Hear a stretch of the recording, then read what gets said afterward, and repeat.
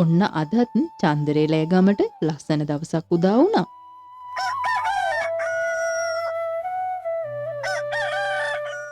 කලින් දවසේ ආරච්චි සීයාගේ භූතයා කියලා තමන්ගේ මාමට බය වුණු අපේ චන්දරේ තාමත් ගෙදරට වෙලා ඉන්නේ එදා වෙච්ච සිද්ධිය හැටියට තමන්ගේ යාළුවන්ට මුණ දී ගන්න බැරුව.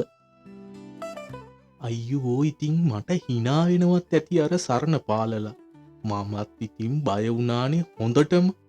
අපේ මාමා කරන වැඩ නම් චි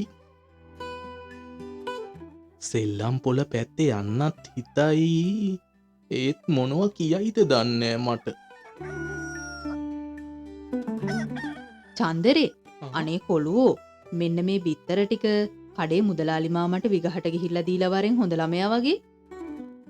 අනේ අම්මේ බය වෙන වැඩ කරන්න එපා. මං හොඳටම බය වුණා. ආහා ඔහොම තියන්නකෝ මං ගිහිල්ලා දෙන්නම් මුදලාලි මාමට. මුදලාලි මාමා කිව්වා බිත්තර ටිකක් එවන්න කියලා.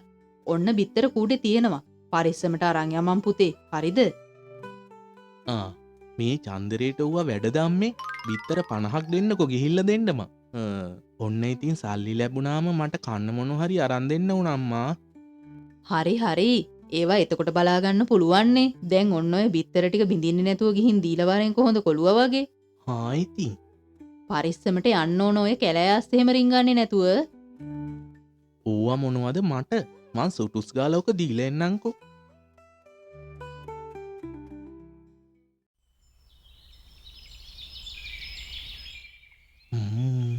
පොඩි ප්‍රශ්නයක් තියෙනවා. මේ පාරේ ගියොත් සරණ පාලලා හම්බෙන්න පුළුවන්. කැලේ පාරෙන් තමා යන්න වෙන්නේ. අම්මා එපා කිව්වට කරන්න දෙයක් නැහැ. නැත්තම් ලැජ්ජා වෙන්න වෙන්නේ මට. ආපහු හැරිලා ගිහිල්ලා කැලෑ පාරෙන්ම යනවා එහෙනම්. වෙන කරන්න දෙයක් නැහැ. කොහොමත් කැලෑ පාරේ යද්දි කාවවත් හම්බ වෙන්නෙත් නැහනේ.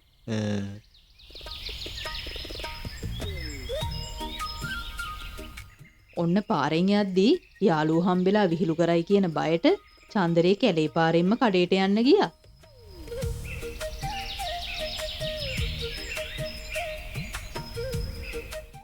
ඔක්කොම දේවල් අමතක වුණු චන්දරේ සින්දුවක් මුමුණ මුමුණ කඩේ පැත්තට යන්න වුණා. අයියෝ අනේ බිත්තර ටික කකුල පැටලිලා වැටෙන්න ගිය චන්දරේ අතින් බිත්තර ඔක්කොම ටික බිමට වැටිලා බිඳුණා.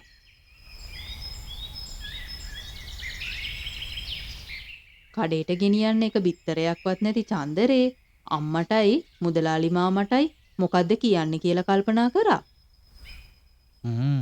ආව අදහසක්. මේකවත් කරලා බලන්න ඕන. නැත්තම් ඉතින් බණුන් අහන්න නෙවෙන්නේ මට.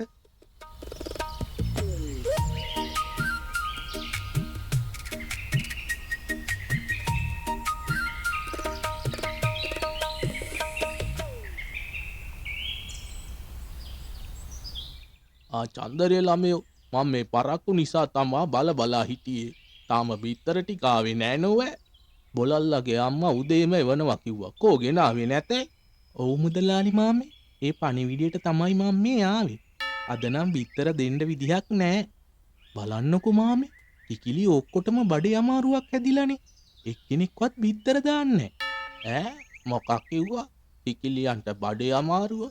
මං ඔය ඇහුවමයි කොළුව ඔහොම ලෙඩක් කිකිලියන්ට හැදෙනවා කියලා. ඒකනේ කියන්නේ මාමි.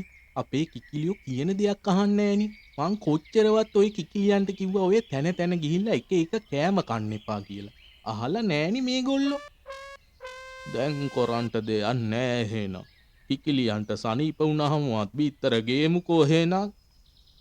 මේ මාමි මං කිකිලියන්ට අසනීපයි කියලා කිව්වා කියලා අපේ අම්මට කියන්න ඕනේ නෑ. එයා කැමති නෑ ඌව පිට අයට කියනවට. හොඳද? මං ගිහිල්ලා එන්නම් එහෙනම්.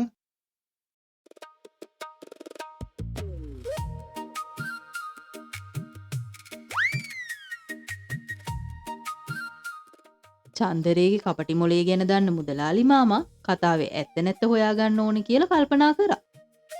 මේ චන්දරේ කොළුවගේ කතාවේ මොකක් හරි පරහක් තියෙනවා. අද දවසත් ගෙවිලා ඔන්න හවස් වේගෙන ආවා. උදේ වෙච්ච දේ ගැන කල්පනා කර කර ඉන්න චන්දරේට ඈතින් හෙමෙන් හෙමෙන් ගෙවල් පැත්තට එන මුදලාලි මාමව පෙනුණා. එනකොට හොඳ නෑ කියලා තේරුණු චන්දරේ ඉක්මනට බැද්දට පැනගත්තා.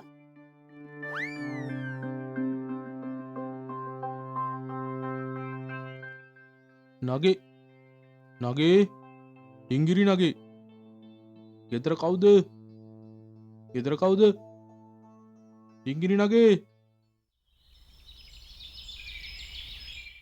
හානේ මේ අපේ මුදලාලි අයියන්ඩිනේ.